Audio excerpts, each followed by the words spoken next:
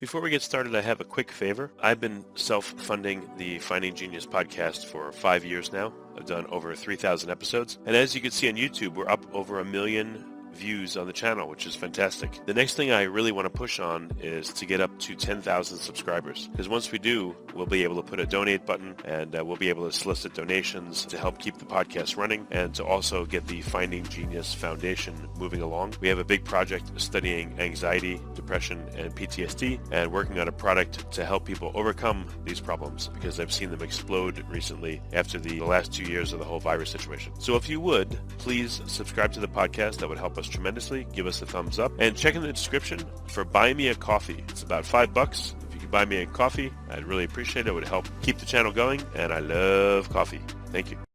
Forget frequently asked questions. Common sense, common knowledge, or Google. How about advice from a real genius? 95% of people in any profession are good enough to be qualified and licensed. 5% Go above and beyond. they become very good at what they do, but only 0.1%. are real geniuses. Richard Jacobs has made it his life's mission to find them for you. He hunts down and interviews geniuses in every field: sleep science, cancer, stem cells, ketogenic diets, and more. Here come the geniuses. This is the Finding Genius podcast With Richard Jacobs. Hello, this is Richard Jacobs with the Finding Genius podcast. I have two guests today, husband and wife, Dr. Cristina Romero-Bosch. She's a medical officer, and Dr. John A. Robinson. He's a chief medical officer, naturopathic medical doctor that specializes in hormone replacement technology called HRT, abbreviated that way sometimes, anti-aging medicine, functional medicine, and longevity medicine. So we're going to talk about sexual wellness and possibly some, thyroid-related issues and hormone replacement therapy. So welcome, both of you. Thanks for coming. Thank you. Thanks, Rich. Glad we're here. Yeah.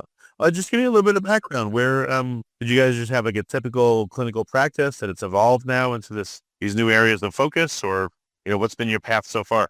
I guess that's a good way to put it. Your question there. I mean, we've always done this, and Cristina, she did a residency that that had a broadness to her residency, but in what was a year, almost 2 years, but then immediately went into this type of medicine. Same thing for me. I mean, I just came straight out of school and went right into hormone replacement therapy and this advanced way of approaching health. So it's always been this. I mean, sometimes you do hear that. I say it was an interesting question because sometimes you hear doctors say, I practiced a certain way for a while. I got a little bit upset about how things were working in the regular conventional model.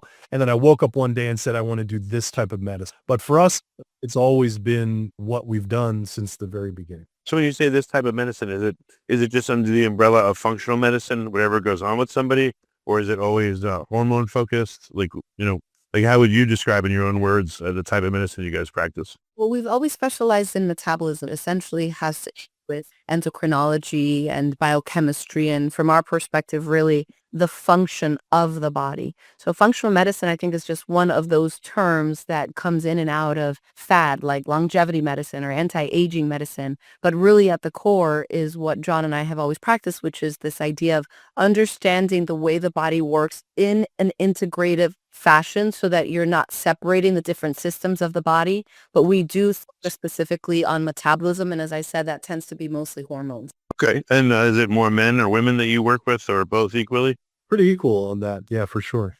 Especially over the past 5 to 10 years, I would say that men are doing a much better job of speaking up and advocating for themselves. So the practice has moved much more into a 50-50 men to women ratio, where we're getting a lot of men really saying, what can I do to feel better and to age with much more grace? Okay. So when women come to you, what are their complaints? And when men come to you, what are their complaints typically? The same. They just have different parts.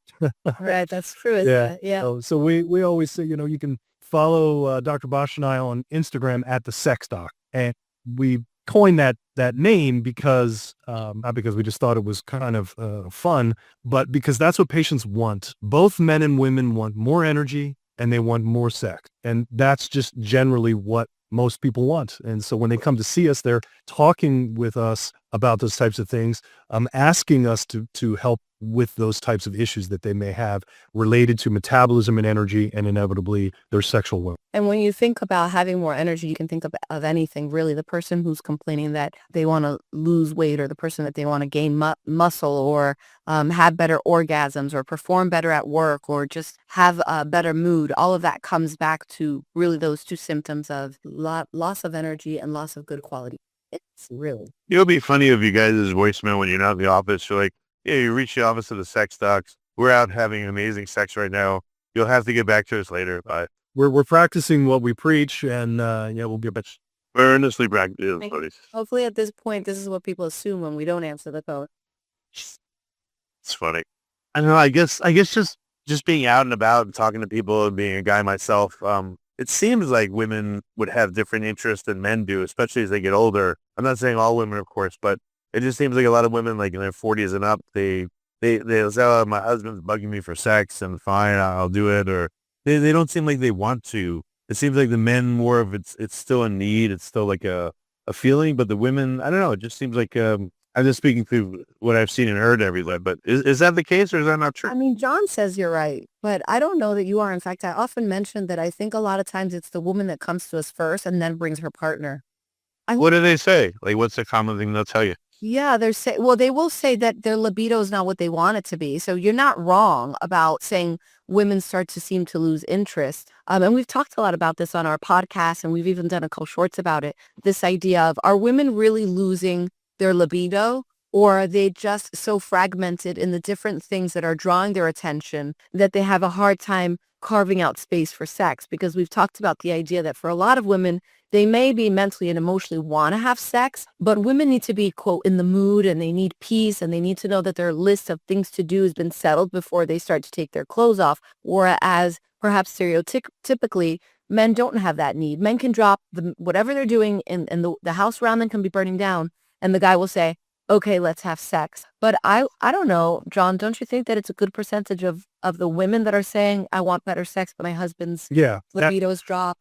That's why I said, Rich, you're right. And also it's definitely guys. I mean, so women will come in and say, I want to get help. I'm going to fix myself. And then, oh, by the way, I'm going to get my husband in here too, because he's got issues. Yeah. He's having erectile dysfunction, or just simply doesn't have libido. He doesn't want to. He's fatigued out. But a lot of guys are contending with erectile dysfunction on many different levels, meaning there are mild cases of it, there's moderate, and it's a severe cases of erectile dysfunction. And it's a huge percentage. I mean, really, once men get over about the age of 50, it's about 1 in 3, 1 in 4, they're going to have some form of erectile dysfunction. Yeah. Wow. So, well, how does it manifest? It manifests in erectile dysfunction. But what are like the underlying biomarkers that would tell you, oh, I see why this person's having a problem? Like, what do you see when you do blood work and things like that?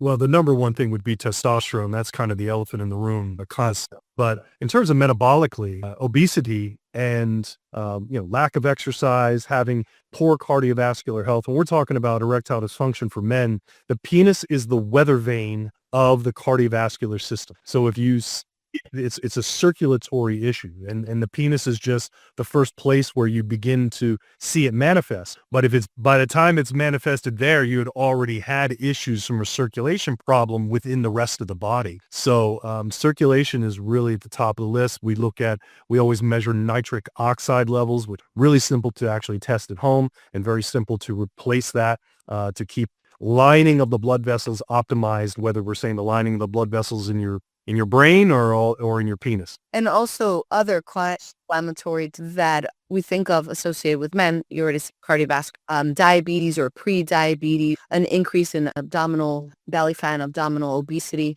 These are things we're starting to see in men younger and younger. So I would say if you're a guy in your 30s and you're already starting to have blood sugar issues and you're not managing stress well, you're starting to have those signs of high blood pressure, that you want to also start thinking, what do the next 5 to 10 years mean for my sexual wellness? So it's a good time to get checked, even if you're starting to have those other chronic inflammatory. I mean, it's a silly, obvious question, but what does erectile dysfunction look like when it first happens, when it's mild versus severe? Like, will someone be erect and then they start having sex and they just go limp when they don't want to? Or they can't even get it up in the first place. Mild sort of versions of that. Yes, it's sort of all of the above. So it kind of starts first with forms of lack of libido. I just don't want to. That's the beginning sort of, that's when you're smelling it a little bit. It's not to even mild ED just because you don't feel like it, but that's where it's going to start. Then from there, let's just say with defining mild erectile dysfunction, sometimes it fails. Most of the time you can achieve an erection. Every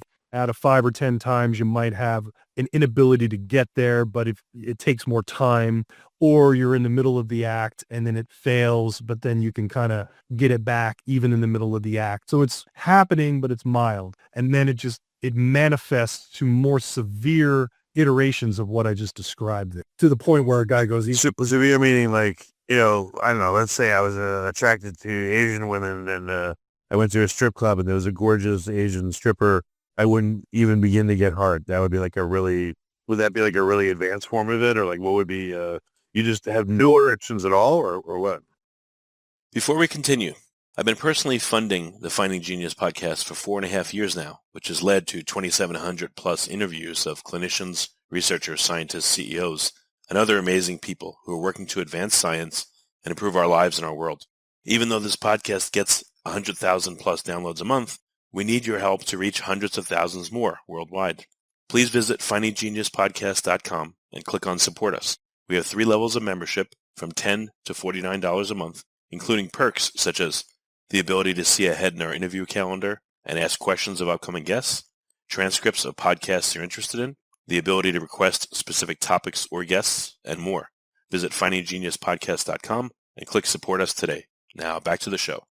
well, I can't really say if you're just sitting there looking at her, that's one thing, but it usually comes down to manual stimulation. If you can't manually stimulate, she can't manually stimulate to get an erection, and it just doesn't happen no matter what, then that's we would call severe erectile dysfunction. Have answers for that. Yeah, and now scenario like you're describing, especially where there's no physical touch involved yet, where you would think, oh, I used to be able to have an erection just through imagining, or, like that song from SNL, The Breeze Blues, and the man has an erection. Right. I don't know if anybody knows how to Oh, I know what you mean. Anyway, then there may also be mental and emotional components to that, right? Which is a big problem that we're seeing in younger men, that younger men that are experiencing ED are often having a high mental and emotional stressor, which really correlates to women, young women that are nowhere near being perimenopausal, that are having a hard time with libido and orgasm. Often there's a mental and emotional component there as well that needs to be addressed, and is always better addressed when it is treated in conjunction with hormone replacement. What is young? What were the typical ages where dysfunction used to happen? When did that change? And what are the typical ages now? I would say if we're talking about men, the typical ranges back in the day would have been, after 40, it starts to rear its head. Certainly up to 50 is like the magic number for so many. Good. And now it is in the 20s. And Really?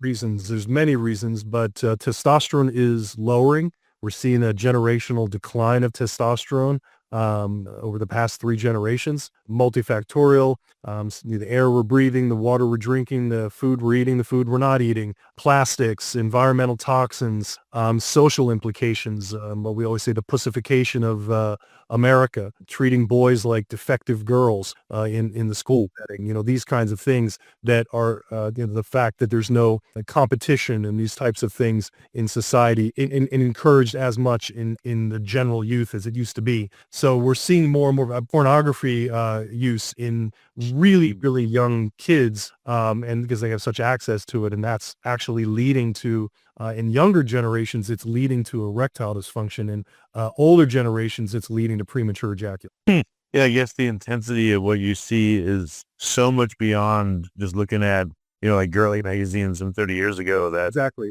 you need like this crazy scenario in order to get off, I guess is what's happening.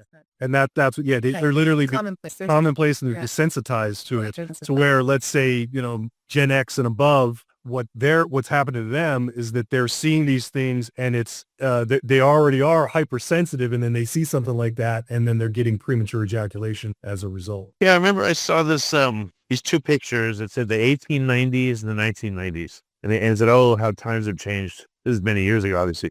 But the 1890s, you saw women in a dress down to their ankles on the beach with parasols. And then in 1990s, you saw two women in like string bikinis on the beach. Yeah. And that's why they say, oh, look at times have changed. So, but now with porn, it's gone way beyond that, I'm sure. So I understand what you're talking about with desensitization. And on TV and music and just everything is like sex everywhere, it seems like. So Yeah, everyone's talking about sex, but everyone's sort of deprived all at the same time. Well, It's this weird dichotomy. we've mentioned we live in a hypersexualized society, horrific lack of it. So a big part of sexual arousal, true good sexual arousal that can last the ages, the types of things that keep couples turned on to each other after 30, 40 years of marriage, has to come with intimacy. It can't just be a physical thing because, first of all, you're both in pristine shape according to each other's preferences, right? With time, that does you change. mean over time, you don't look so good. Neither of you look so good. Right, that's right. So, no matter what, your physical bodies will change with time, even if shape. So what is it that keep wanting each other? What is coming back to each other and only each other? It has to be the intimacy. It has to be the ability to explore each other sexually in a way that is so satisfying that can come only through vulnerability. Yeah, it's funny. And I remember in college, I told my friend Paul, I said, Paul, what happens when you're like 55 and you're married and your wife don't look good and you don't look good? And he goes, I'm hideous, turn away. And I said, oh, stop it. So he was cracking up like, so it's kind of like that, I mean, it's stupid things you wonder when you're in your, 19, 20. And now I'm about to be 50, so it's very different. Yeah, but you're right. I mean, there's plenty of people in their 50s that feel hideous. You've seen those pictures of like the Golden Girls versus like women in their 50s now? Oh, no, I haven't. I've seen the Golden Girls, but I haven't seen that comparison. Oh, they have, because I think the Golden Girls were like in their 50s and early 60s, right? The characters meaning, not necessarily. Really? Well, no, even the actors. I mean, they do that with Cheers. You ever see, and people just age different now. With Cheers, like, I don't know, Norm was like in his late 40s, but he looks like he's in his late 50s or in his 60s. It's a different kind of process of aging. But you know how you avoid that? You know how you avoid your wife and hideous? First of all, I mean, have sex all the time, so she never feel undesired, and so that you never get it to fall out of habit, feels like and looks to make your woman feel desired. And from the woman's perspective, come to places like ours where you're getting your hormones checked, you're doing what we refer to as regenerative aesthetics. So you're amplifying your assets, you're amplifying your beauty in a way that feels in line with your goals for health. Don't go out there and get these aesthetic interventions that make you look like someone else, because then people can't tell whether you're young or young looking old. It's a confusing thing. So take good care of yourself, play a lot. I don't know, live life and have fun. And I think that's how you stay sexy. Makes sense. So what are, so for men, it'll be, you said one of the first problems is a reduction in testosterone. For what else for men? Like I've heard the sex binding globulin hormone, and a few, like some of them will, the testosterone will get converted to estrogen, and, there's a lot of complication of biochemistry. So for men, can you talk a little bit more about what happens with them to cause them dysfunction? And then we'll talk about women too. Sure. Yeah. So you've mentioned kind of the three aspects of testosterone analysis for men. It's the total testosterone, something called the free testosterone, and then the estradiol or the estrogen level. You mentioned sex hormone binding globulin. That is a protein that carries the testosterone through the blood. Is bound up. And so that sex hormone binding globulin binds up the total testosterone and sort of inactivates it. Because when it's being traveled in the blood, it's not doing anything. It isn't until it's unbound off that protein and it is free, they can actually do something. So that's why we call it free testosterone. It is unbound from sex hormone binding globulin. And that's the version that does work. So for some guys, their total testosterone is kind of okay, but they have a lot of that SHBG, and that binds up their testosterone, makes their free testosterone low, and they don't feel as good. And some of the reasons why SHBG will go up, one is just age, a little bit of genetics, but alcohol is probably one of the best ways to increase sex hormone binding globulin. Obesity in and of itself, it just being inflamed will cause sex hormone binding globulin to go up. And I mean, I know you said it, but just to be crystal clear, we don't want it to go up, because then it means you have less testosterone available to function the way you want testosterone to work. Correct. And then finally, the total testosterone will convert into estrogen. And that does that through an enzyme called aromatase. And so testosterone converts into estrogen through aromatase, and that aromatase enzyme comes largely from fat tissue. Again, it happens as we get more of it as we get older, but the more fat we have, the more we convert our testosterone into estrogen. So Yeah, and when you think about something like alcohol, it's a double whammy. Alcohol is increasing your bowel testosterone, and alcohol is also increasing fat deposit, more fat, less testosterone. So you just end up getting these like multifactorial detriments to your overall testosterone. Mm. And could it even cause a problem? Like, let's say I have problems with my sex-binding globulin hormone, and I tend to convert really badly. Most of my testosterone gets turned into estrogen. And then let's say I start doing injections of testosterone. Could that make it worse because my body's not going to convert it properly? Correct. I mean, it could. Generally speaking, the replacement tends to override some of those things. That's the advantage of replacement when it's done correctly and it's being monitored. But yeah, sometimes the estrogen just in and of itself goes up. A guy already comes in, got a good amount of fat tissue. He may convert that testosterone replacement into estrogen, and then we can monitor that. We can control that with certain medications to keep the estrogen low if it's needed. I will say over the years, I've gotten more conservative about worrying about estrogen in men. Guys, we want some. We actually need it. Evil in and of itself, but it's still in excess. It depends on what numbers we're talking about. If it goes really high, nonetheless, it can be a problem for breast tissue growth and a man as prostate. And wouldn't you say that treaty have observed that with hormone replacement of testosterone, you find that men, because it's affecting they're in a better mood, they have more energy, they have more libido, they start desiring workout, and then the muscle gets formed more easily. So Burn the fat. usually, like you said, that gets overridden through the benefits of the testosterone, right? Correct. So testosterone will give people often that impetus or that almost act like a catalyst to change in lifestyle factors that were otherwise taking away from their testosterone. I could say a little bit of my own experience. I was just feeling like 10 years ago. And so, I decided to get testosterone shots. I went to the clinic and got them. And yes, your libido goes up, but also your cognitive function goes up, which they don't say anything about. Like I felt like I was able to think, I felt like 20-30% smarter, which was really cool. I enjoyed that. But then I said to the clinic, like, do you have people's wives come in or partners and all that? And like, no. And I thought, well, if one person in a relationship gets this stuff, it could be very destabilizing because the other one is like, what the hell is going on all of a sudden? Why are you bothering me? And, why you like want to have sex all the time? And they don't want to, it could destroy the relationship. Yep. We have What are your thoughts? countless times. Destabilization was a great word that you use. That is exactly what happens. And we've seen it either way, where guys, if they fix themselves first, then there's a destabilization because she needs to get fixed, or vice versa. She comes in and gets fixed up, and then she's feeling better. She has more libido. Everything's, she's rocking and rolling, and he's still down in the dirt. So it's really fantastic when a couple comes in and sits in front of us and we help both of them at the same time. It's so fun. Yeah, it's a lot of fun because they both get well and they support one another and they're inspiring to one another,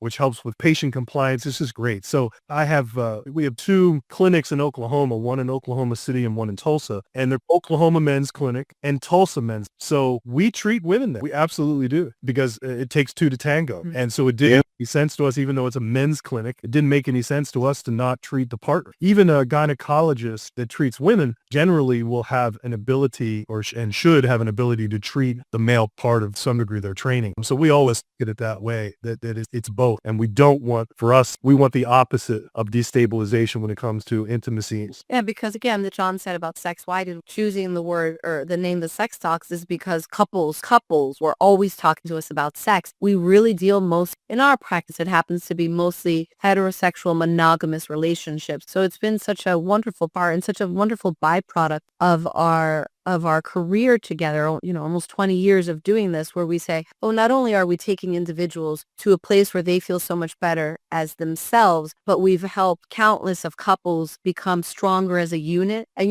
what's great about that, Rich, is that in turn, then you have kids. These are kids growing up in a house where the parents are more connected, the parents are more health conscious, food choices start changing, and that's how we get that generational health benefit. Well, that's great. That's excellent. What about, we've been talking about men the whole time. What about women? What hormones do they tend to lack that would cause them sexual dysfunction? That's true. Yeah, testosterone. Yeah. I always say if I had to choose between estrogen and testosterone for all of my female patients, if I was forced to choose what would be better to replace, I would choose the testosterone. So would I. It also gives us a broader range of patient work. I think some testosterone, even in my youngest of patients, young women in their low 20s, even the ones that are in pretty good health, if they're having that low grade feeling blue, if they're having anxiety, if they're having a hard time putting on muscle mass, their libido is low or the quality of the orgasm isn't there. I mean, so low dose testosterone can do so much to bringing them to a happier health place. Estrogen for men. Women need a little bit of testosterone to be okay, right? Yes. Yeah.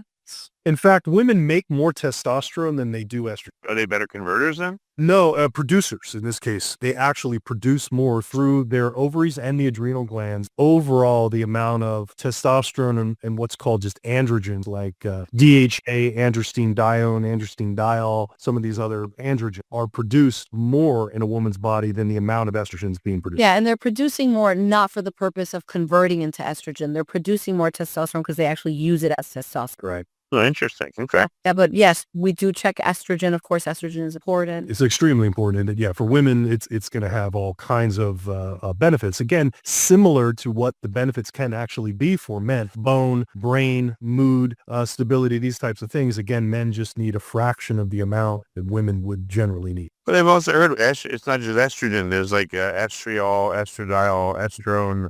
There's different forms of it, which I rarely hear people talk about. Pregnenolone. I mean, I guess there's a whole bunch of hormones that I don't know if they play a ton of roles, but you have to look at a whole panoply of hormones to help somebody, or there's a few big ones like you just mentioned that could fix stuff. Yeah, we do look at the whole array. We focus on, let's say, the heavy hitters. 3 main estrogens you had mentioned. There's estradiol, and that's the main estrogen that's produced by the ovaries. Then from there, the estradiol is converted into estrone, and that's more of a byproduct. It doesn't really have a whole lot of positive. It has some positives once it starts getting metabolized, but for the most part, it's the bulk of benefit comes from estradiol. Then there's a weaker estrogen called estriol, and that is a very weak estrogen. It has been over the years touted as, safer than in terms of the breast cancer risk, which now we thankfully understand that the breast cancer risk was largely a bunch of nonsense. So the estriol, we haven't found that clinically to be that effective. And so mostly we're dealing with the estradiol, and we are mitigating and ensuring that estrone levels are kept low, because estrone in excessive amounts can perhaps be a setup towards problems, not just with breast tissue, but potentially uterine tissue, ovarian tissue. So we like to keep estrone low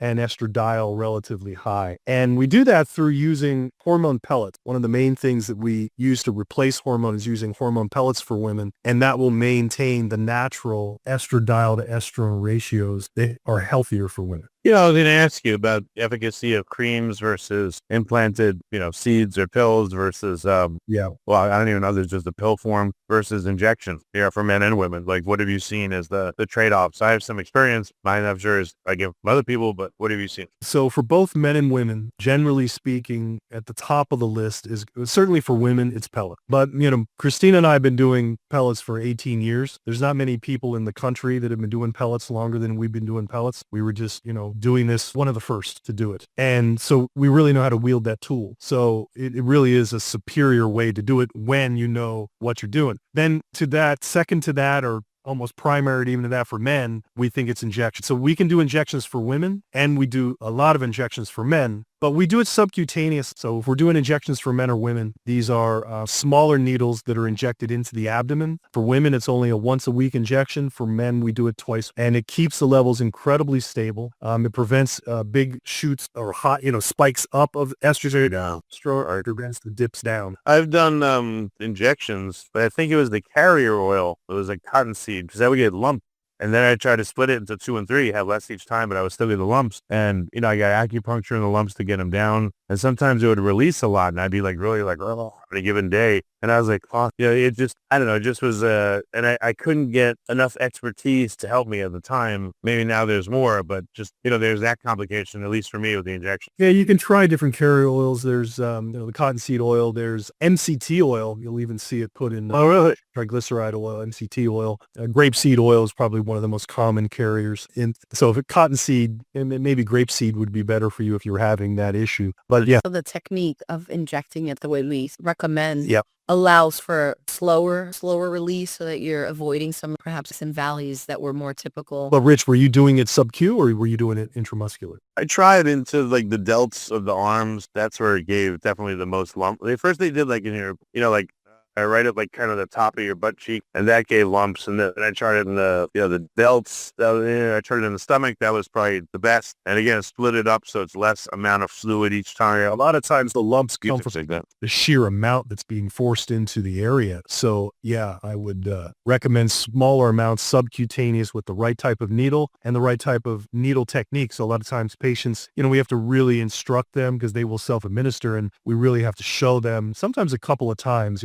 We do it the first time, then you get a little experience and we come back and give them some more pointers. But a lot of times if they're having issues, it's just needle technique. Okay. And what about pellets versus creams? Do creams, I tried a cream, they say like put it on your, on your scrotum because it absorbs better, but I don't know if it does. Well, we never use creams for men, and we don't really use creams for women either. I think when we find estrogen replacement in a cream to be useful, I think is going to be, if you're using it locally, like in the vaginal tissue, that's going to help perhaps with itching, cracking, atrophy, then perhaps more useful. And we've also more recently started experimenting with using estrogen cream on the face and the neck, or just like for skin, for aesthetics, because estrogen definitely will have a large role in aging the skin. When estrogen is going down, you get that loss of collagen and elastin and that crepiness in the skin. So I think from those two perspectives, creams are really good. But if a person's got systemic concerns, if they're looking at longevity benefits like bone health, heart health, muscle health, just all of it, brain, like you said, cognitive, I don't think you're going to get there with cream. You just don't. The levels are never consistent with it. The skin just won't absorb the hormone over time.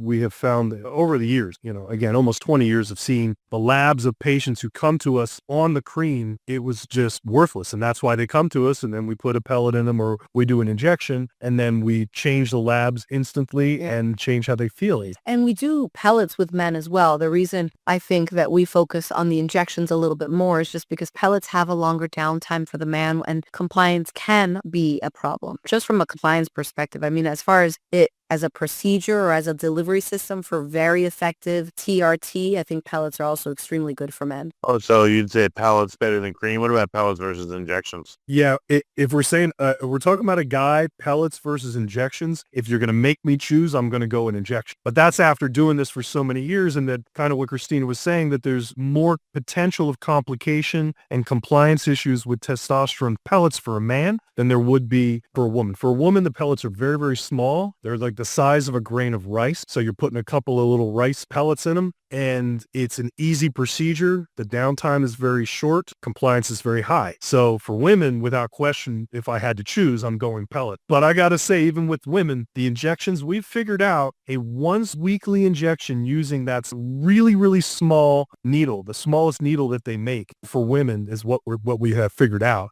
Unique, and compliance is really high. Women love it, and they only have to do it once a week. I think if we're talking, like if you're asking us to compare pellets to injections clinically, like from a therapeutic perspective, I would say they're on par. They're pretty equal, yeah. They're pretty equal. They both have some pros and some cons that have more to do with compliance and comfort for the patient than actual therapeutic value. Where's the compliance of pellets? Once they're in there, they're in there. They may. Yeah, right. There's the downside. Yeah, you got a patient who's maybe a little bit sensitive. They're a little bit timid about the whole thing.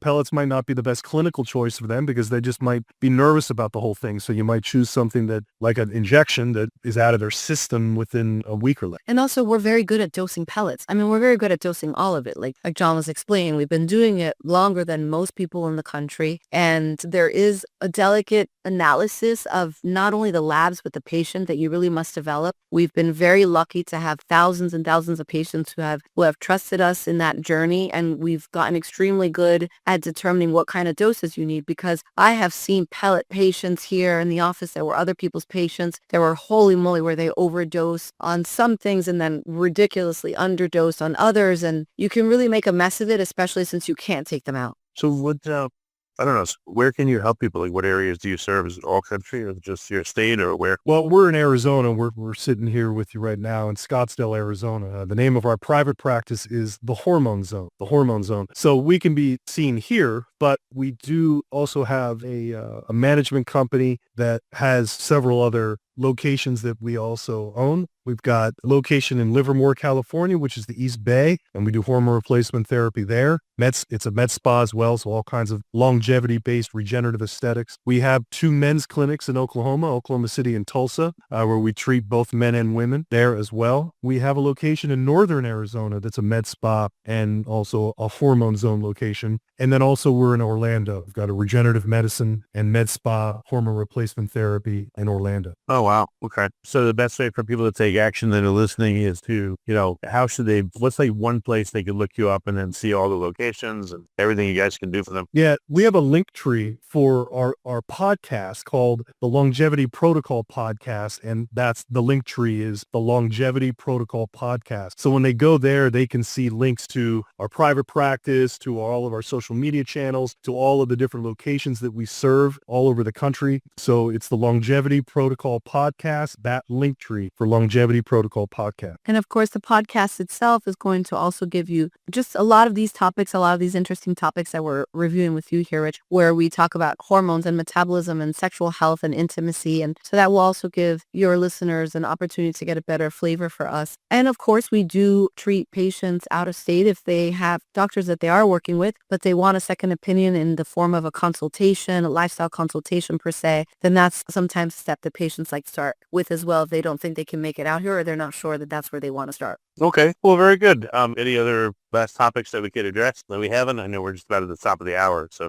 Well, I was going to ask, do you think we found the genius here? Did we find it? No, you guys have a lot of experience with it, and it's great. It's better to hear this. There's a lot of urban legends and myths around it. Steroids are bad for you, but the physiological levels that you get people to are nowhere near what I understand. And you taking steroids to be a weightlifter. So this is all that Biomedicine, and it's about prevention, Yeah. and long-term use of this in a positive way for the sake of longevity. So yeah. Yeah, we always say this is about living a well-lived life. This is not chasing fantasy numbers or anything like that, but it is definitely about listening. And if you have someone out there who says, I just don't feel like I am living my best or I'm not feeling my optimized self, then don't settle. I think that we're such a hardworking society here in this country that we're used to settling for mediocre when we just don't have to. And you guys have been doing it for, you said, at least 18 years, or how long have you been supplementing? Well, 18 years practicing medicine and then was in school, and I've been involved in wellness one way or another since 1991. Massage therapy. I worked at the spa Camelback Inn right here in Arizona.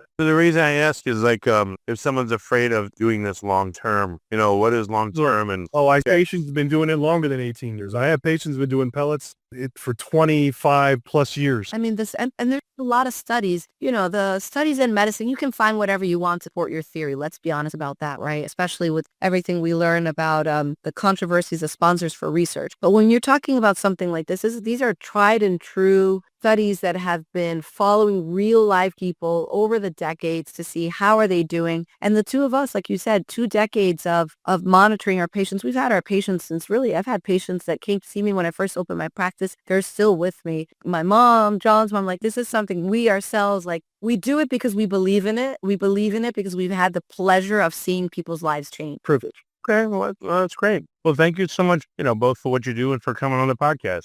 If you like this podcast, please click the link in the description to subscribe and review us on iTunes. You've been listening to the Finding Genius podcast with Richard Jacobs. If you like what you hear, be sure to review and subscribe to the Finding Genius podcast on iTunes or wherever you listen to podcasts. And want to be smarter than everybody else? Become a premium member at findinggeniuspodcast.com. This podcast is for information only. No advice of any kind is being given. Any action you take or don't take as a result of listening is your sole responsibility.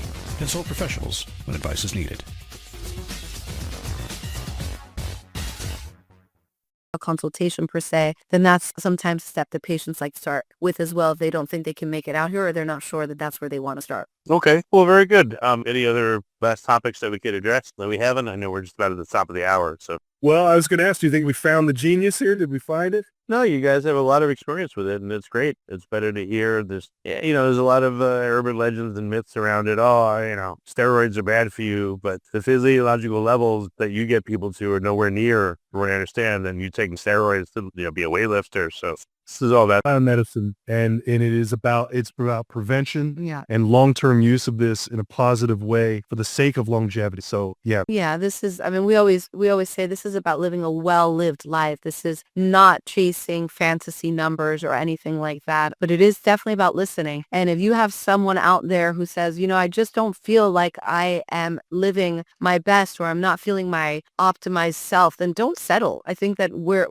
such a hardworking society here in this country that we're used to settling for mediocre when we just don't have to. And you guys have been doing it for, you said, at least 18 years, or how long have you been supplementing? well, 18 years practicing medicine, and then was in school, and I've been involved in wellness one way or another since 1991. Massage therapy. I worked at the spa Camelback Inn right here in Arizona. So the reason I ask is if someone's afraid of doing this long term, what is long term? And Patients have been doing it longer than 18 years. I have patients who have been doing pellets for 25 plus years. I mean, and there's a lot of studies, the studies in medicine, you can find whatever you want to support your theory. Let's be honest about that, right? Especially with everything we learn about the controversies of sponsors for research. But when you're talking about something like this, these are tried and true studies that have been following real life people over the decades to see how are they doing. And the two of us, like you said, 2 decades of monitoring our patients. We've had our patients since I've had patients that came to see me when I first opened my practice. They're still with me. My mom, John's mom, this is something we ourselves, we do it because we believe in it. We believe in it because we've had the pleasure of seeing people's lives change. Privilege. okay, well, that's great. Well, thank you so much, both for what you do and for coming on the podcast. If you like this podcast, please click the link in the description to subscribe and review us on iTunes. You've been listening to the Finding Genius podcast with Richard Jacobs. If you like what you hear, be sure to review and subscribe to the Finding Genius podcast on iTunes or wherever you listen to podcasts. And want to be smarter than everybody else? Become a premium member at findinggeniuspodcast.com. This podcast is for information only. No advice of any kind is being given. Any action you take or don't take as a result of listening is your sole responsibility. Consult professionals when advice is needed.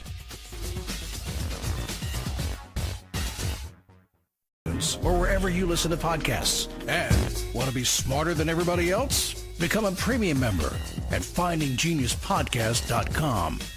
This podcast is for information only. No advice of any kind is being given. Any action you take or don't take as a result of listening is your sole responsibility. Consult professionals when advice is needed.